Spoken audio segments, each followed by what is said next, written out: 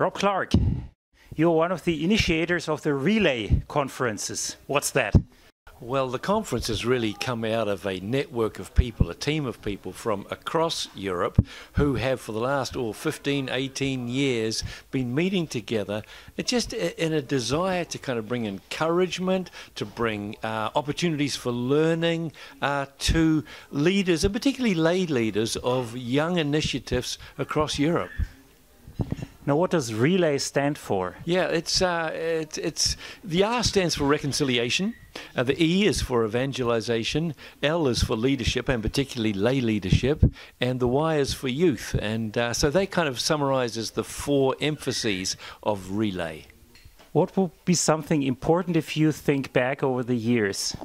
You know, one of the things that's come out of Relay is just friendships, and from those friendships there have been opportunities for different groups to, outside of the official kind of Relay conferences, for groups to get together, to share experiences, to loan each other expertise in different things, to help out with different projects. So it's a kind of a loose collection of groupings that somehow have maintained relationship, and across those relationship bridges all kinds of good things have happened. You know, there's been a support, there's been encouragement to leaders, there's been understanding of how to build community, there's been understanding of how to do more effective evangelization, there's been enabling in the area of reaching out to people from different backgrounds. In all of these different areas, the relationships have kind of helped us move forward, have helped groups, you know, across Europe progress, move forward. Relay is an international grouping. You meet in different countries. This year, the great opportunity is to meet together in Malaga, Spain, and obviously you're having a good time here. Yeah, we really are having a good time. We're in a beautiful setting here. It's absolutely stunning. I mean, we've got the swimming pool there. You know, we've got 25 or 30 degrees here in October, so boy, we're sure not complaining about that.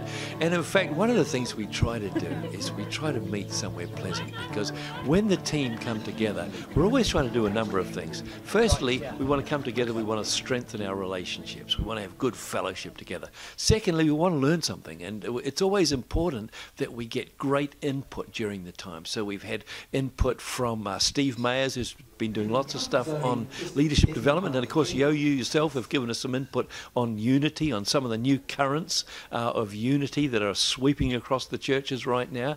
So we've been learning. We've also been working. We've been reflecting on our last conference. We've been starting to dream about the future, and we've been starting to look at some of the practicalities of running the next conference, which actually, just by the way, is going to be in Kaunas in Lithuania in 2016.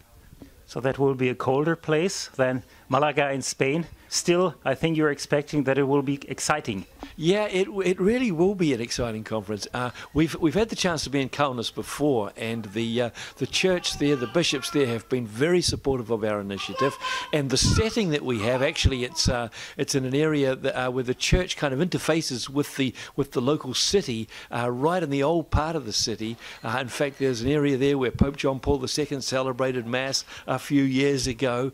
But so we'll be kind of conferencing in an environment where we'll be having our meals out there in the town, visiting the local restaurants and that kind of thing.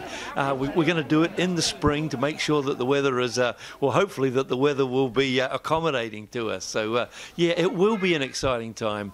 It's proved to be all these years a very refreshing conference. So that meeting will be larger than the preparatory meeting we're having here. How many people do you expect? Yeah, I would expect that we will probably have 400 to 500 leaders involved in the meeting in Kaunas. That would be my expectation. We've had our last meeting in Malta, a little bit harder to get to. We had about 300. So I would expect that we'll go to about 500 at this next meeting. So Rob, will you also share something about your ecumenical perspectives? Yeah, one of the interesting things about Relay is that there's kind of two things that are important to us, and one is that, you know, it's an initiative that's primarily for Catholic groupings, and our commitment to the magisterium of the Church is rock solid. We want to serve the Church within the teaching. We love the teaching framework that the Church gives us, but we also see and understand that same Church teaching encourages us to reach out and build bridges of relationship with people from a whole variety of churches. And it's been a part of our DNA, a part of our background, that God's used people from many different backgrounds, many different Christian backgrounds, to input into us, to shape us, to teach us things that perhaps we really needed to learn. So the unity, the call to engage, to work together for the advance of the kingdom with brothers and sisters from other churches is an important part of our DNA, and we always try to make space for that at the conferences. We're not being involved in relay conferences. What are you doing? Yeah, you know, I have the very great pleasure of running a Christian radio station in Ireland, which is Spirit Radio, and it's a great joy. I happened upon this new kind of career twist quite late in life, but I've really enjoyed it. And again, it's a radio station that's founded on an ecumenical principle that we have Christians from many different backgrounds working together for the proclamation of the gospel. For those not living in Ireland, how can they tune in to Spirit Radio? Yeah, you can just find us on the web, spiritradio.ie. You can pick up an app, listen to it on your smartphone, listen to it on your computer. And you know, you wouldn't believe this, but we get messages probably every month from radio anoraks around the world who have large antennae in their back garden and who pick us up just on the airwaves, often by the medium wave, sometimes from the FM frequencies. So so there's lots of ways to find us. So I'm one of your listeners, and I can really recommend spiritradio.ie. That's a perfect place to learn more about God, to have wonderful worship, and keep up with the positive sound. Yeah. Thanks. You're listening to Spirit Radio, the positive sound. I do. You're in Ireland's positive sound. Spirit Radio, passion for life.